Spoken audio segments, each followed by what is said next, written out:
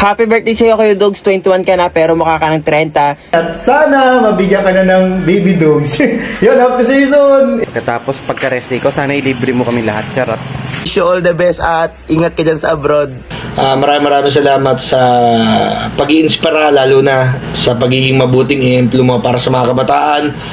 Ito nga pala, yun, may binili kaming pizza sa'yo, tsaka pansit! Happy birthday! Sana mapadami mo yung PKBM na binigay ko sa'yo. Ayun. Isang pinakamagaling ng team leader ng Dugyot at pinakamahusay, ayan si Kuya Dugs. Iyak ako eh. Namimiss ko na kayo dyan. Wait lang. Punta ka dito, bibigyan kita ng pera, no? Hati na lang tayo, Kuya Dogs. So, ito, sa'yo to. So, punta ka na, Kuya Dogs. Sa'yo na to. Sa mga kadigat, dahil birthday ko, binati ako ng mga sikat na vlogger at papakinggan natin kung ano yung message nila sa akin. I-rate natin 1 to 10 yung message nila sa akin kung nakaka-touch ba, nakakaiyak, or nakakainis. Unahin natin yung message sa akin ni Boy Skincare. Happy birthday sa'yo, Kuya Dogs. 21 ka na pero mukha ka ng 30. Sana igalang mo suboy ubo. Kaya ayun, more birthday to come and magpakain ka.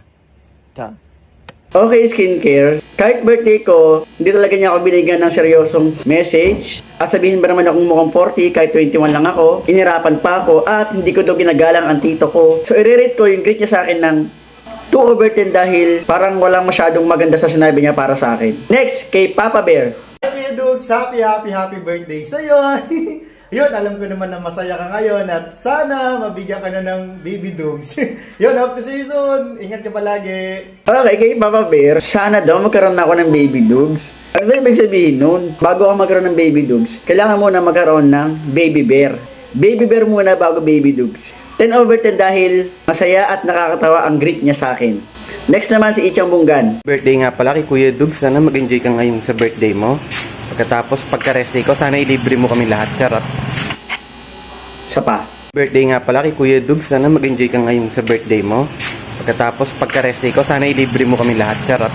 Okay, ang masasabi ko sa greet ni Ichan sa akin is parang di siya masaya kasi inulit ko pa nga, ang sabi lang niya sa akin, birthday Kuya Dugs. Hindi niya ako sinabihan ng happy birthday Kuya Dugs. So, tapos nagpahabol pa siya sa dulo ng libre ko daw siya pag rest day niya. Baliktad, dapat siya mang libre sa akin dahil birthday ko, di ba? 6/10 dahil parang nagmamadali ka nang i-greet ako. Next, si Kanguso TV. hi Kuya Dogs. Happy birthday sa'yo. Wish you all the best at ingat ka dyan sa abroad. God bless.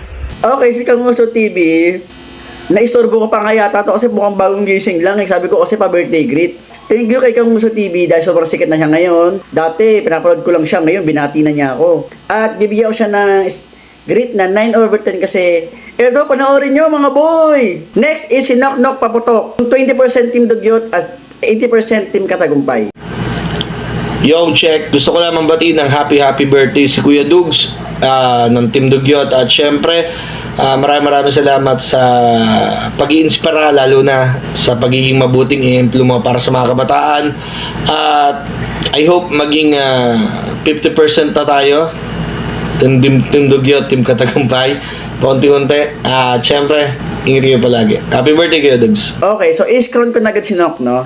10/10 na agad kasi tama yung sinabi niya. Mas kilala pa niya ako sa buong Team Dugyot. Kahit hindi pa siya totally Team Dugyot. Dahil alam niya na isa akong inspirasyon sa kabataan. Totally hindi pa talaga siya accepted as Team Dugyot kasi ang original team talaga niya is Team Katagumpay. Yung kaso, di ba, parang di ba siya nakakasama kay Katagumpay. Pero masasabi ko lang sa'yo, Knock, no? Kapag binilang ka ni Team Katagumpay ng motor, ng sasakyan, sana huwag mo kaming kalimutan kasi kaya ka naman namin tinanggap sa Team Dugyot is para, alam mo na, para makalapit kami kay Team Katagumpay.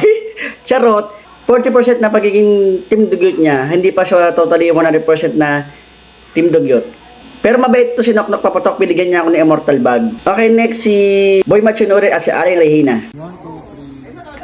Happy birthday, Kuya Dugs! Mabuhay ka hanggang gusto mo. Enjoy your day. Ito nga pala, yun, may binili kaming pizza sa'yo, tsaka pansit! Happy birthday! Tama.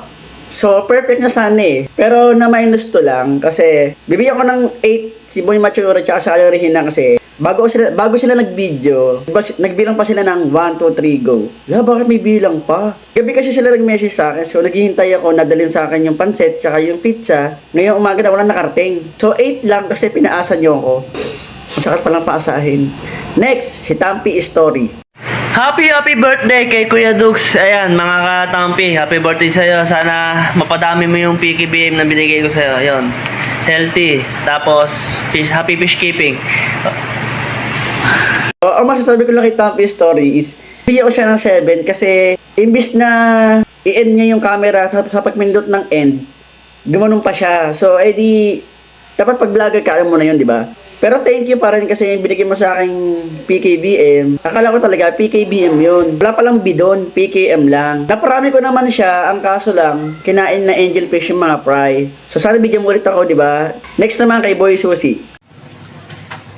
So ayun no, binabati ko nga pala ng happy birthday ang nag-iisang pinakamagaling ng team leader ng Dugyot at pinakamahusay. Ayan si Kuya Dukes. Happy birthday sa iyo, Kuya Dukes. No? Ingat ka palagi at kayo ng team kung saan kayo nagsususuot.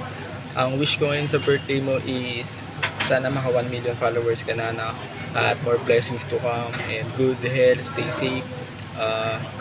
Kita-kits soon, no? Sa work kasi ako ngayon, babalat ako lewan. So, ayan, Boy Susi here. Peace out. Happy birthday sa'yo. Love you all, guys. Alam nyo guys, ang mabibigay kong score kay Boy Susi is 10 kasi unang-una, naistorbo ko siya. Alam nyo kung bakit? Kasi 2 video pa ang ginawa niya sa akin. Naglalakad pala siya papuntang trabaho.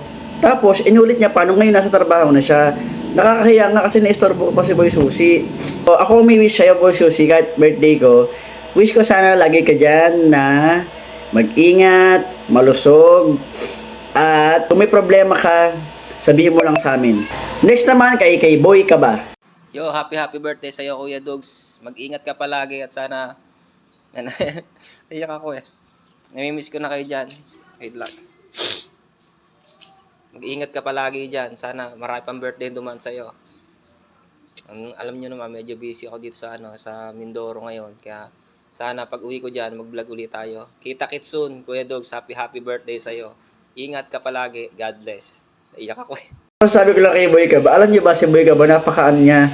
Napakatotoo talaga niya guys. Ayun nga lang, kahit hindi siya totally talaga nakapag-vlog, tinanggap ko siya as sa Team Dugyot kasi effort talaga siya eh. Pero siguro sa ngayon, hindi pala talaga niya time pagbablog dahil yun nga, meron na siya pamilya. Habang nandun siya, maglibang-libang siya. Diba? Hindi siya pwede panghinaan ng loob. Kahit malayo, kaibigan niya pa rin kami. Ninong kami ng mga anak niya. So, yun lang, Boy ka ba, mag-ingat ka dyan. Huwag ka na umiyak! O, next!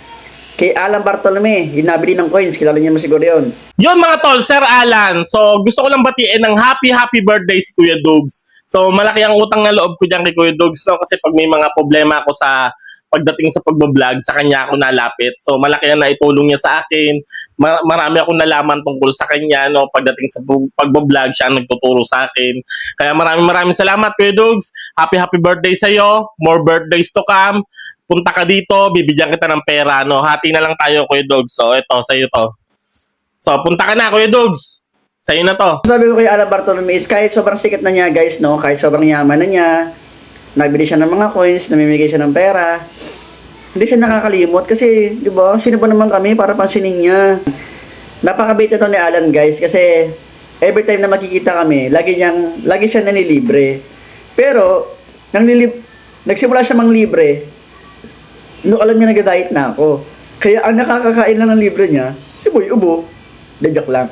So, Alan Bartolome, bigyan kita ng 10/10 dahil napakaganda ng message mo sa akin. So, yun lang.